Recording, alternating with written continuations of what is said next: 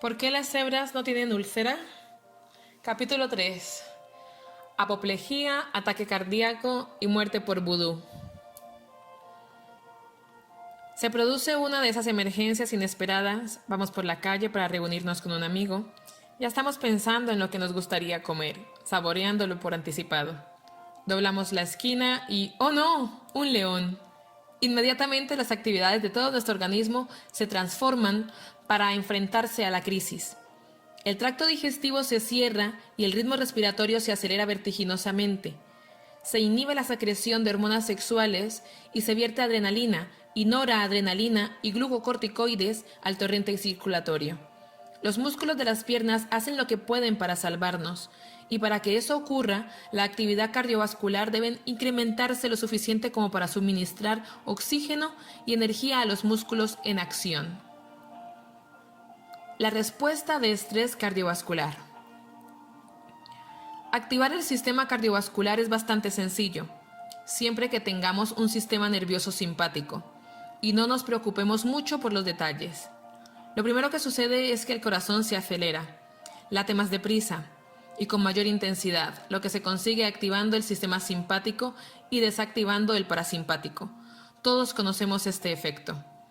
El proceso real es extremadamente complejo y va más allá del objetivo de este libro. Por ejemplo, algunos cambios de funcionamiento del corazón dependen de otros cambios y se basan en caprichosas características de la contracción del músculo cardíaco. El resultado evidente es que la sangre circula más deprisa y con más fuerza. En momentos de máximo estrés, el corazón quintuplica su actividad con respecto al corazón y la presión sanguínea se aceleran. La siguiente tarea consiste en distribuir la sangre con prudencia a lo largo de ese cuerpo nuestro que corre a gran velocidad. Las arterias que conducen a nuestros músculos están relajadas, dilatadas, aumentando el flujo sanguíneo y la distribución de energía.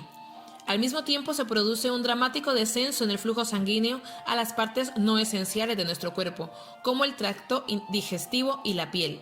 También cambia la pauta de flujo sanguíneo a nuestro cerebro, algo de lo que hablaremos en el capítulo 10. La disminución del riego sanguíneo a los intestinos se observó por primera vez en 1833, en un prolongado estudio sobre un indio canadiense a quien colocaron un tubo en el estómago después de que le hirieran de un disparo. Cuando el hombre se hallaba tranquilamente sentado, los tejidos de su estómago estaban de un rosa brillante, por tener un buen suministro de sangre. Pero cuando se enfadaba o experimentaba ansiedad, la mucosa estomacal se volvía blanca debido a la disminución del riego sanguíneo. Puede que sea mera especulación, pero me temo que sus accesos de ansiedad y de ira pudieran estar relacionados con esos rostros pálidos que experimentaban con él, en vez de hacer algo útil como coserle. Hay un último truco cardiovascular en respuesta al estrés que están relacionados con los riñones. La cebra con la tripa abierta ha perdido mucha sangre. Puede que además haya tenido que correr por la llanura durante 1 hora tratando de despistar a su perseguidor. Hace calor y es la hora en que normalmente iría a beber, pero ahora es imposible. Hay que conseguir el agua. Si el volumen de sangre disminuye debido a la deshidratación o a la hemorragia, da igual lo que hagan las venas y el corazón. Se verá dañada la capacidad de suministrar oxígeno y glucosa a los músculos. ¿Cuál es la forma más probable de perder agua? La formación de orina. Y la fuente de agua de la orina es la circulación sanguínea. Por eso el cerebro envía un mensaje a los riñones. Detener el proceso, que la sangre reabsorba el agua. Esto lo llevan a cabo una hormona, la vasopresina, conocida como la hormona antidiurética, por su capacidad para bloquear la diuresis o formación de orina, y un grupo de hormonas relacionadas con ella que regulan el equilibrio del agua. Llegados a este punto, el lector, sin lugar a dudas, se estará haciendo la siguiente pregunta. Si una de las características de la respuesta de estrés cardiovascular es la conservación del agua en el sistema circulatorio, lo cual se consigue inhibiendo la formación de orina en los riñones, ¿cómo es que cuando estamos realmente aterrorizados mojamos los pantalones? Felicito al lector por haberse planteado una de las preguntas para las que la ciencia actual carece de la contestación. Al tratar de responderla, nos topamos con otra más amplia. ¿Por qué tenemos vejiga? Es un órgano excelente para un hámster o un perro, porque esas especies la llenan hasta que están a punto de estallar y se dedican a recorrer un territorio estableciendo el límite prohibido el paso para los vecinos. Una vejiga tiene su lógica para las especies que marcan el territorio con el olor, pero me da la impresión de que el lector no se dedica a esta actividad de forma habitual. En el caso de los humanos es un misterio, una aburrida zona de almacenamiento. Ahora bien, los riñones son otra cosa. Son órganos bidireccionales de absorción, lo que quiere decir que nos ponemos pasar la tarde alegremente introduciendo en ellos agua de la circulación y recuperando parte de ella, mediante la regulación de un conjunto de hormonas. Pero cuando la orina sale de los riñones y se dirige hacia la vejiga, podemos despedirnos de ella con un beso. La vejiga es unidireccional.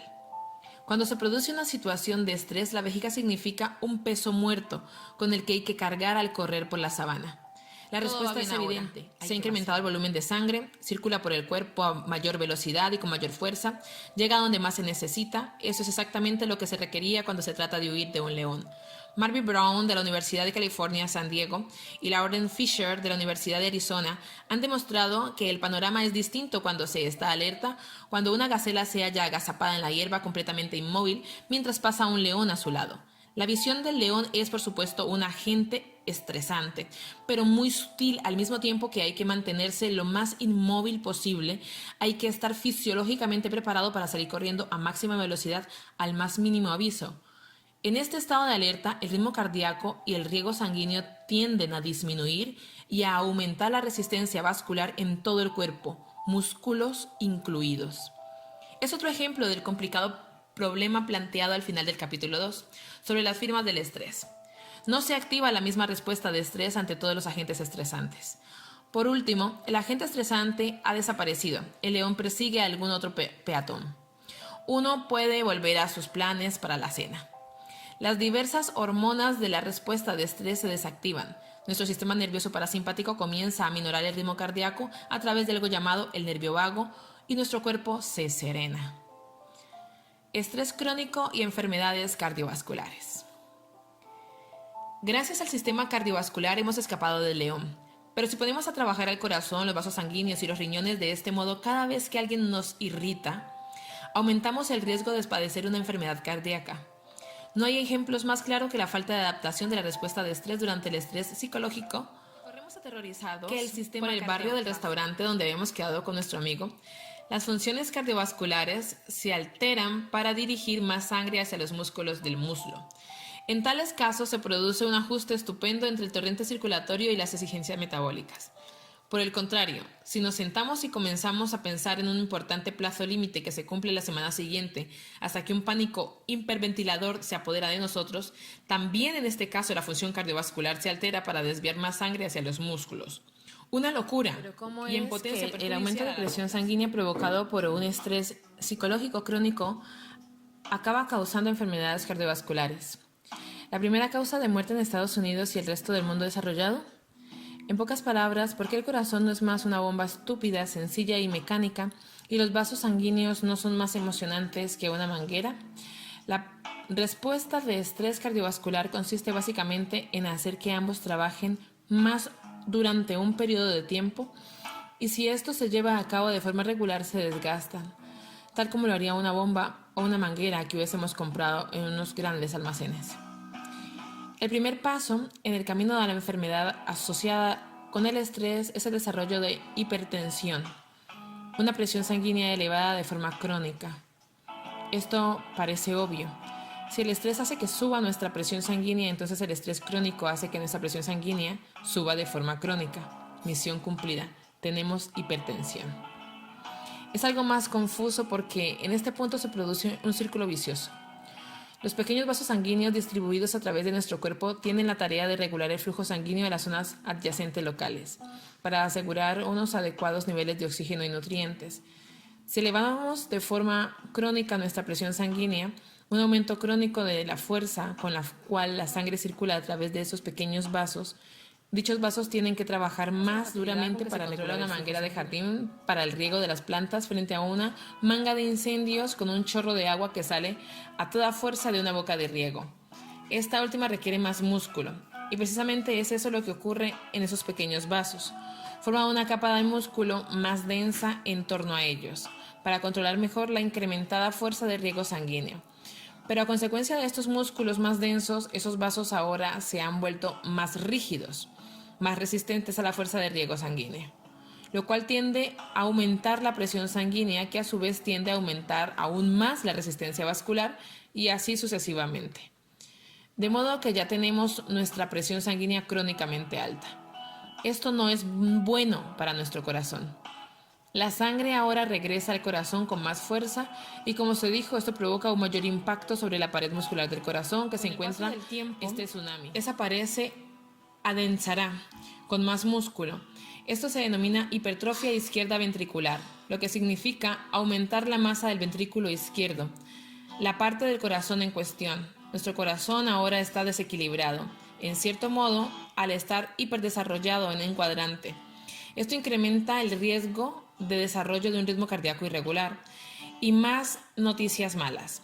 Además, esta pared más gruesa de músculo cardíaco ventricular tal vez ahora requiera más sangre de la que puede proporcionar. Después de la edad, tener hipertrofia ventricular izquierda es el mejor pronosticador de riesgo cardíaco.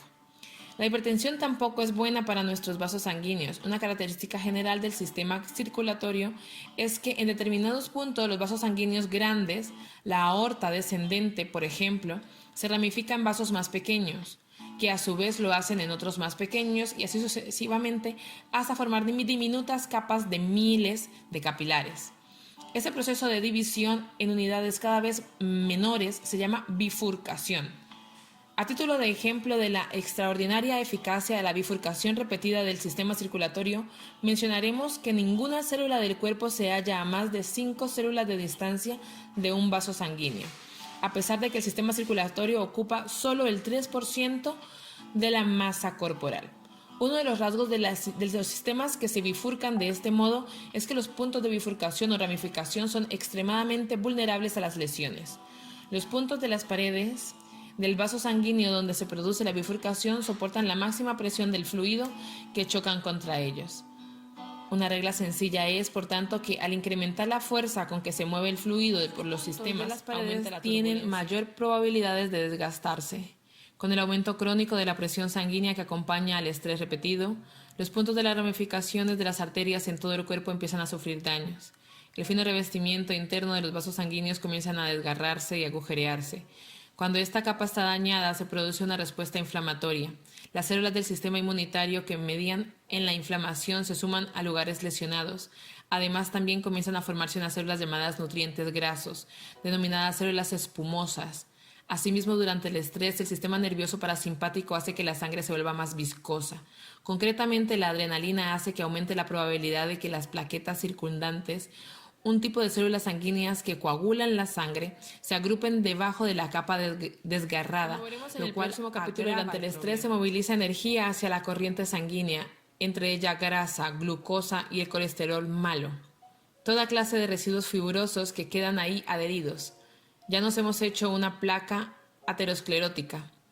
Por consiguiente, el estrés puede favorecer la formación de placas al aumentar la cantidad de vasos sanguíneos dañados e inflamados, y al incrementar la probabilidad de que la porquería en circulación, plaquetas, grasas, colesterol, etc., se adhiera a lugares inflamados.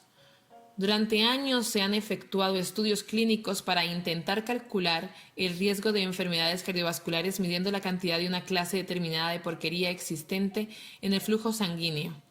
Sabemos que unos altos niveles de colesterol, sobre todo el colesterol malo, incrementan el riesgo de enfermedades cardiovasculares, pero no son un claro pronosticador. Un sorprendente número de personas puede tolerar altos niveles de colesterol malo sin consecuencias cardiovasculares, y solo alrededor de la mitad de las víctimas de ataque al corazón poseen elevados niveles de colesterol. En los últimos años está resultando claro que el número de vasos sanguíneos dañados e inflamados es un mejor pronosticador de problemas cardiovasculares que la cantidad de porquería. Eso tiene sentido, puesto que uno puede comer una docena de huevos al día y no tener que preocuparse de la arteriosclerosis, si no hay vasos dañados para que la porquería se pegue en ellos. Del mismo modo, se puede formar placa incluso en niveles saludables de colesterol si hay suficiente daño vascular. ¿Cómo se puede medir la cantidad de daño inflamatorio? Un gran marcador está resultando ser algo llamado proteína reactiva C, CRP. por sus siglas en inglés. Se forma en el hígado y se segrega en respuesta a una señal que indica una lesión. Migra al vaso dañado, donde ayuda a amplificar la cascada de inflamación que se está desarrollando. Entre otras cosas, ayuda a retener el colesterol malo en los conjuntos inflamatorios. Ser un pronosticador mucho mejor de riesgo de enfermedades cardiovasculares que el colesterol, incluso con años de antelación a la aparición de la enfermedad. En consecuencia, la CPR se ha puesto bastante de moda en medicina y se está convirtiendo rápidamente en un punto clave estándar para medir la forma general el funcionamiento de la sangre. El estrés crónico puede causar hipertensión y aterosclerosis, la acumulación de estas placas. Una de las demostraciones más claras de este problema, con amplias aplicaciones en nuestra vida, es el trabajo del filósofo J. Kaplan en el Bauman Gray Medical School. Kaplan se basó en el trabajo del filósofo anterior, James Henry, que demostró que el estrés puramente social causa aterosclerosis, así como una elevación de la presión sanguínea en los ratones. Kaplan y sus colaboradores han demostrado la existencia de un fenómeno similar en los primates, acercando de este modo la historia mucho más a nosotros. Si se forma un grupo social con monos machos, en cuestión de días o meses cada uno determina cuál es su posición con respecto a los demás. Cuando aparece una jerarquía dominante estable, el último lugar en el que se desearía estar es en la base, pues se tienen muy pocas oportunidades de predecir lo que puede ocurrirte. Ningún control sobre lo que te suceda y pocas salidas cuando se produce una situación estresante. Estos animales subordinados muestran muchos de los índices fisiológicos que activan crónicas en sus respuestas de estrés y suelen acabar con placas. La aterosclerosis se deriva a un sistema nervioso simpático demasiado activo en la respuesta de estrés. Si Kaplan administraba a los monos en situaciones de riesgo drogas que evitan la actividad del simpático, betabloqueadores, no formaban placas. Kaplan demostró que hay otro grupo de animales que también corren el mismo riesgo. Supongamos que el sistema de dominación deviene inestables al trasladar los monos a nuevos grupos cada mes. De modo que todos los animales se encuentren siempre en el estado tenso e incierto de determinar dónde se hallan. Generalmente los animales que se sitúan de forma precaria en la vértice de la jerarquía de dominación cambiante son los que más luchan y los que muestran más índices de estrés en su conducta y en sus hormonas. Tienen toneladas de placas ateroscleróticas y algunos incluso sufren ataques cardíacos, bloqueo repentino de una o varias arterias coronarias.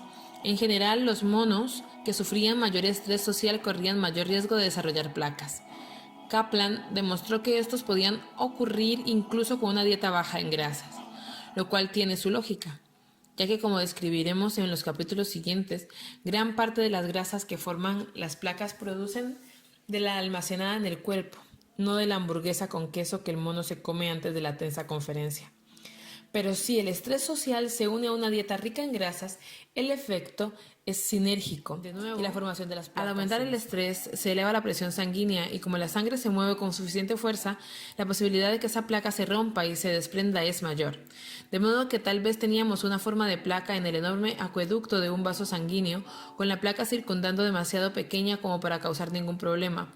Pero el desprenderse ahora forma lo que se llama un trombo, y esa bola de pelo móvil puede alojarse en un vaso sanguíneo mucho menor, obstruyendo por completo. Si se obstruye una arteria coronaria tenemos un infarto de miocardio, un ataque al corazón, y la ruta de ese trombo explica la inmensa mayoría de los ataques al corazón. Si obstruimos un vaso sanguíneo del cerebro tendremos un infarto cerebral, una hemorragia cerebral. Si el estrés crónico ha dañado los vasos sanguíneos, cada nuevo agente estresante conectaba a un enorme electrocardiógrafo para realizarle un electrocardiograma, ECG, para lo cual se le enfoca el pecho con una cámara inmensa de rayos X y se le pedía que corriera en una cinta continua hasta que estuviera al borde del colapso. Como era de esperar, el riesgo sanguíneo del corazón disminuyó. Los ingenieros crearon un electrocardiógrafo en miniatura que se lleva atado al cuerpo con correas mientras uno hace la vida cotidiana. Se había inventado la electrocardiografía ambulante. De ese modo, los cardiólogos podían observar cómo funciona el proceso a un nivel mucho más sutil. ¿Y cuál no sería su sorpresa al comprobar que se producían infinidad de pequeñas crisis de isquemia en las personas propensas? La mayor parte eran silenciosas, no avisaban mediante una señal de dolor. Además podían desencadenarlas cualquier clase de agente estresante psicológico. Hablar en público, una entrevista importante, un examen. Según el antiguo dogma, si se padecía una cardiopatía, había que empezar a preocuparse si se sufría estrés físico o aparecían dolores en el pecho. Ahora se cree que cuando alguien es propenso puede tener problemas en toda clase de circunstancias de estrés psicológico de la vida diaria. Y sin siquiera saberlo, estos datos coinciden con los que estudian con animales que demuestran que se produce fibrilación, latidos cardíacos descoordinados, en los perros cuando están irritados o tienen miedo, cuando el sistema cardiovascular ha sufrido daños. Parece ser tremendamente sensibles a los agentes estresantes agudos, tanto físicos como psicológicos. Hasta ahora nos hemos centrado en las consecuencias asociadas al estrés provocados por activar demasiado a menudo el sistema cardiovascular. ¿Qué sucede al desactivarlo al final de cada agente estresante físico? Como se dijo antes, nuestro corazón aminora sus latidos como resultado de la activación del nervio vago por parte del sistema nervioso parasimpático. De nuevo, el sistema nervioso autónomo nunca nos deja pisar el acelerador y frenar al mismo tiempo. Por definición, si todo el tiempo nos volvemos hacia el sistema nervioso simpático, estamos cerrando de forma crónica el parasimpático. Y esto hace que sea más difícil bajar el ritmo general, incluso durante esos raros momentos en los que no nos sentimos estresados por nada. ¿Cómo podemos diagnosticar un nervio vago que no cumple su función de serenar al sistema cardiovascular al final de la situación estresante? Un médico podría someter a alguien a un agente estresante, por ejemplo, hacer que la persona corra sobre una cinta continua y luego probar la velocidad de recuperación. Resulta que hay una forma más sutil, pero más fácil de detectar un problema. Cada vez que inhalamos, activamos ligeramente el sistema nervioso simpático y aceleramos un poco el corazón. Y cuando exhalamos, el parasimpático se activa a medida. Activamos el nervio vago para bajar el ritmo general. Esta es la razón de que muchas formas de meditación se basen en exhalaciones prolongadas. Por consiguiente, la duración del tiempo entre los latidos cardíacos tiende a ser menor cuando estamos inhalando que exhalando. Pero, ¿qué sucede si el estrés crónico ha embotado la capacidad de nuestro sistema nervioso parasimpático para poner el nervio vago en acción? Cuando exhalemos, nuestro corazón no aminora su ritmo. No aumentarán los intervalos de tiempo entre latido. Los cardiólogos utilizan monitores sensibles para medir los intervalos. De nuevo nos topamos con un concepto fundamental de la fisiología del estrés que explica por qué se producen respuestas similares ante el hecho de tener demasiado frío o demasiado calor, ser una presa o un depredador. Hay partes de nuestro cuerpo, entre ellas el corazón, a las que les da lo mismo en qué dirección se rompa el equilibrio alostático. Lo que les importa es el grado de ruptura. Por eso lamentarse y dar puñetazos a la pared debido a la pena o saltar y gritar de placer plantean graves exigencias muy similares a un corazón enfermo. Dicho de otro modo, los efectos del sistema nervioso simpático en las arterias coronarias son aproximadamente los mismos, tanto si se es presa de un ataque de cólera asesina como si se experimenta un maravilloso orgasmo. Las emociones diametralmente opuestas tienen bases fisiológicas asombrosamente similares. Recordando una de las afirmaciones más citadas de Elie Wiesel, es el escritor premio Nobel y superviviente del Holocausto, los opuestos del amor no es el odio, es la indiferencia. En lo tocante al sistema cardiovascular, la ira y el éxtasis, la pena y el triunfo suponen un desafío para la alostasis. Mujeres y cardiopatías. Pese a que los hombres sufren ataques al corazón en un índice superior a las mujeres, las cardiopatías son la principal causa de muerte entre las mujeres de Estados Unidos, 500,000 al año, en comparación con 40,000 muertes anuales por cáncer de mama. Y el índice está subiendo entre las mujeres, mientras que los índices de muerte cardiovascular en hombres han ido descendiendo durante décadas. Además, dada la misma gravedad de ataque cardíaco, las mujeres tienen el doble de probabilidad que los hombres de quedar discapacitadas. ¿Qué significan estos cambios? El mayor índice de discapacitación por infarto parece ser un índice epidemiólogo. Las mujeres aún sufren menos ataques al corazón que los hombres. Empiezan a ser vulnerables a él con un retraso de más o menos un decenio. Con relación a los hombres, por tanto, si un hombre y una mujer sufren ataques al corazón de la misma gravedad desde el punto de vista estadístico, es probable que la mujer sea 10 años mayor que el hombre, y debido a esto es menos probable que logre recuperarse. Pero ¿qué ocurre con la creciente incidencia de cardiopatías en las mujeres? Es probable que ello contribuya a varios factores. La obesidad está aumentando enormemente en este país, más en las mujeres, y esto incrementa el riesgo de cardiopatía, como se verá en el próximo capítulo.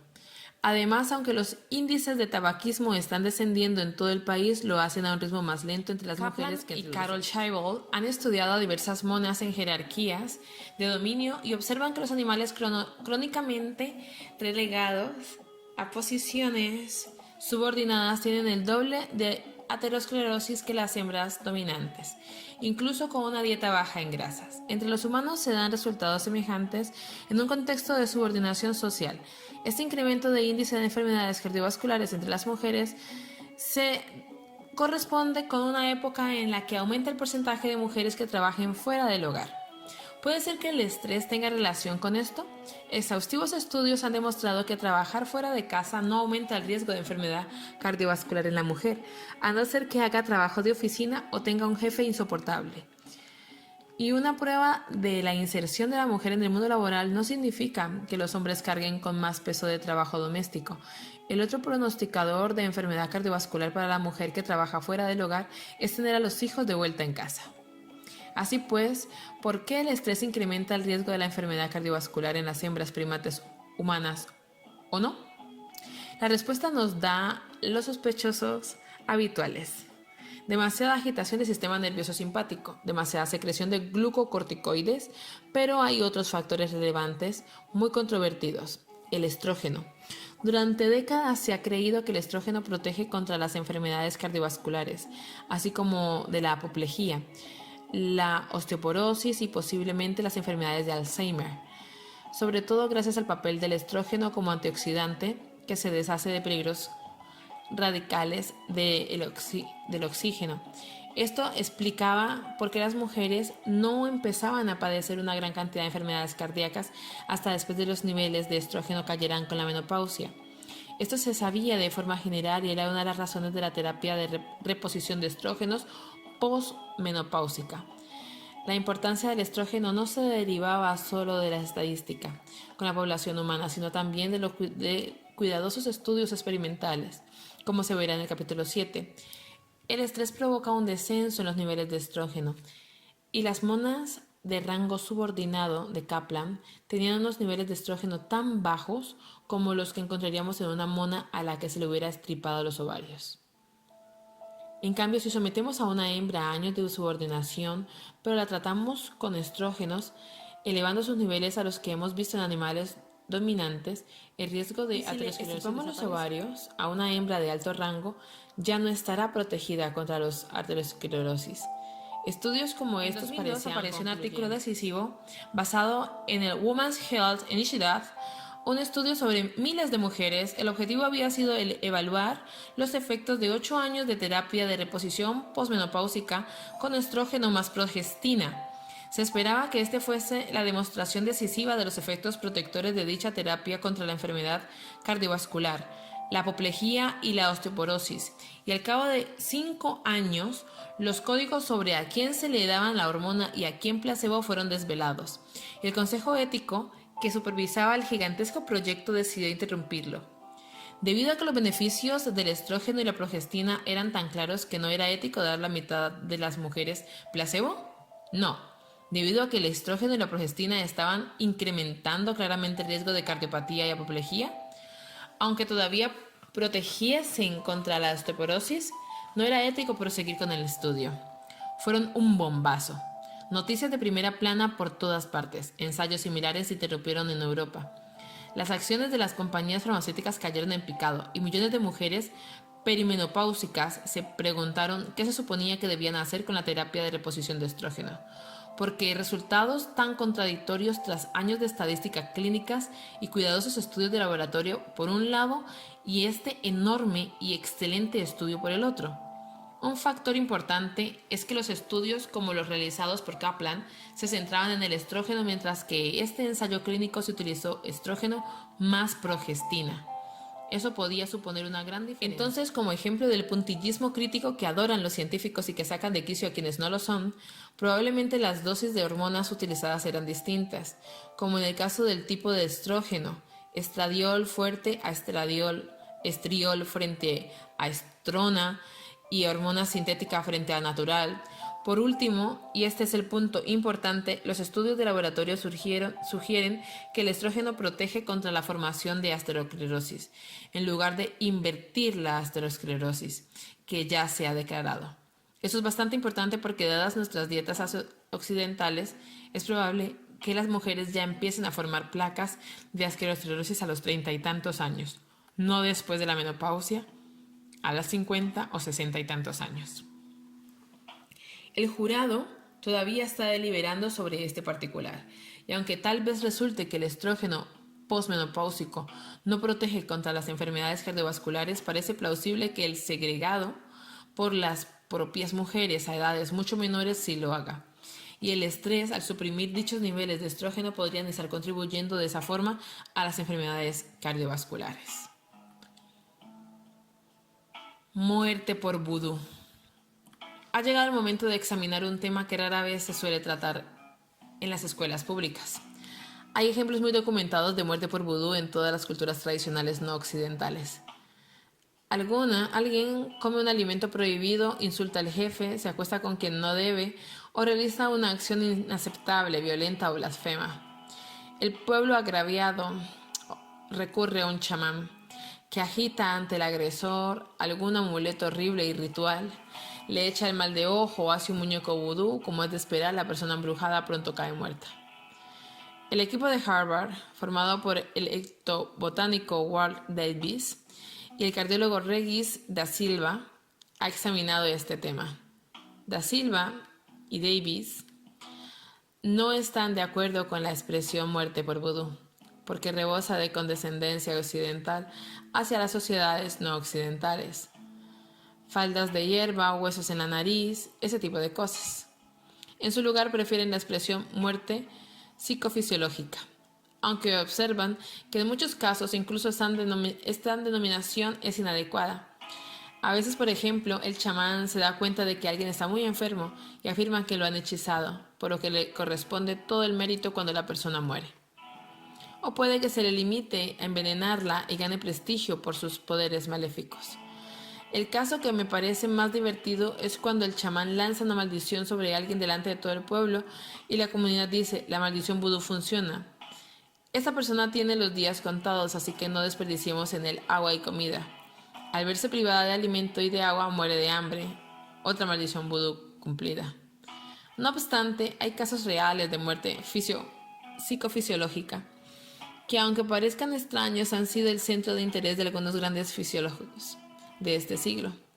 Tuvo lugar un gran enfrentamiento entre Walter Cannon, el que acuñó el concepto de lucha o huida, y Carl Richter, un eminente experto en medicina psicosomática, por los diferentes mecanismos de muerte psicofisiológica que postulaba cada uno. Cannon creía que se debía a un exceso de actividad del sistema nervioso simpático. Según este esquema, las personas se ponen tan nerviosas por la maldición que el sistema nervioso simpático se acelera, produciendo tal vasoconstricción que rompe los vasos sanguíneos, lo cual provoca una disminución mortal de la presión sanguínea. Richter creía que la muerte se debía a un exceso de actividad del sistema nervioso parasimpático. Según esta sorprendente teoría, la persona, al darse cuenta de la gravedad de la maldición, se daba por vencida. La proyección parasimpática, el corazón, el nervio vago, se volvería muy activa, disminuyendo los latidos del corazón hasta detenerlos y produciendo la muerte por una tormenta del vago, como la denominó. Tanto Cannon como Richter mantuvieron sus teorías incontaminadas, ya que nunca examinaron a nadie que hubiera fallecido de muerte psicofisiológica, de muerte por vudú, o de otro tipo de muerte. Al parecer quien tenía razón era Cannon. En una tormenta del vago el corazón casi nunca se detiene. Según Davis y De Silva, estos casos son una versión espectacular de la muerte súbita, en la que un exceso de tono simpático provoca isquemia y fibrilación cardíaca. Esto está muy bien a la hora de explicar por qué tiene lugar la muerte psicofisiológica en personas con cierto grado de lesión cardíaca. Pero una característica sorprendente de la muerte psicofisiológica en la sociedad tradicional es que también puede producirse en personas jóvenes, cuya probabilidad de sufrir una cardiopatía latente son extremadamente bajas. Ese enigma sigue sin ser resuelto. Puede que el riesgo de padecer una cardiopatía sea mayor de lo que suponemos, o tal vez sea testimonio del poder de las creencias culturales, como observan Davis y De Silva. Si la fe cura, también puede matar. Personalidad, cardiopatía, una breve introducción. Dos personas atraviesan por una misma situación social estresante, solo una de ellas se vuelve hipertensa. Dos personas viven 10 años de vida con altibajos y vicisitudes, solo una de ellas contrae una enfermedad cardiovascular. Esas diferencias individuales pueden deberse a que una de ellas ya tenga dañado el sistema cardiovascular, por ejemplo, porque haya disminuido el riesgo sanguíneo coronario. También pueden deberse a factores genéticos que influyen en los mecanismos del sistema, la elasticidad de los vasos sanguíneos, el número de receptores de noradrenalina, etc. Pueden asimismo ser los resultados de las diferencias entre el número de los factores de riesgo que cada uno experimenta. Dicha persona fuma, tiene la presión sanguínea elevada, niveles altos de ácidos grasos, triglicéridos en la sangre. Es interesante observar que las diferencias individuales en los factores de riesgo se explican menos de la mitad de la variabilidad de los problemas de las cardiopatías. Ante factores estresantes similares, grandes o pequeños, la personalidad puede ser la causa de dos personas difieran en el riesgo que tienen de sufrir una enfermedad cardiovascular. En los capítulos 14 y 15 examinaremos algunos de estos. ¿De qué modo el riesgo de padecer una enfermedad cardiovascular es incrementado por la hostilidad, la personalidad del tipo A y la depresión clínica? La mala noticia es que estos factores de riesgo de la personalidad son importantes en su efecto. Pero la buena noticia es que a menudo se puede hacer algo al respecto. El tratamiento de este capítulo sirve como ejemplo del estilo de análisis que prevalecerá en los capítulos posteriores. Al enfrentarse a una emergencia física a corto plazo, la respuesta de estrés cardiovascular es vital frente al estrés crónico. La misma respuesta tiene consecuencias terribles. Los efectos adversos son especialmente perjudiciales cuando interactúan con las consecuencias adversas de una excesiva respuesta de estrés metabólico, que es el tema del siguiente capítulo.